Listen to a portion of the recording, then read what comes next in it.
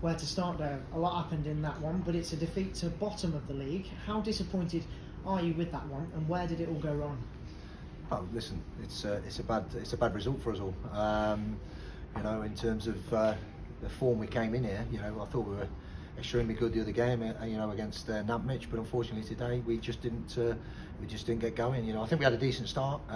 Troubled them, which could have had a couple of chances there, which I think we have to take. But for today, for me, it's the first probably time that since I've been here that I'm disappointed, to say the least. You mentioned the quick start. The first 20 minutes we had a few chances. We instantly replied to the first goal that Belper scored. But where does the fault lie for the goals that we conceded in the first 20 minutes today? Look, it's a collective thing, really. For me, I don't like to look at individuals and things like that. I don't think that's right. We win as a team, we lose as a team, and I know it's a cliche, but certainly defensively as a unit, we weren't as good as we should have been today. And then credit to Belper. They've battled, they've worked hard for the manager, and at the end of the day, I think they've seen the game out comfortably.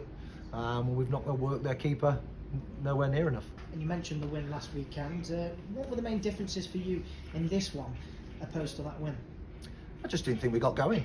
It's nothing that we've seen from the players in terms of anything personal or anything like that. I just feel as if, as a collective, we haven't performed today, and we all have to take responsibility for that.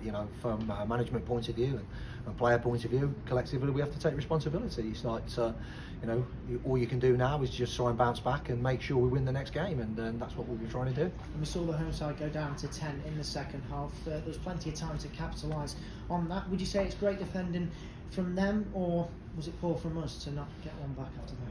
Look, I think it's a bit of both. I think you've got to sometimes credit the opposition. They've defended fantastically. They've thrown the bodies on the line, but ultimately, they've gone down to 10 men. We've had a lot of the ball, probably more of the ball in the second half, but as well, they've looked as if they could carve us open, on the counter attack as well, and probably should have scored again. So, from our perspective,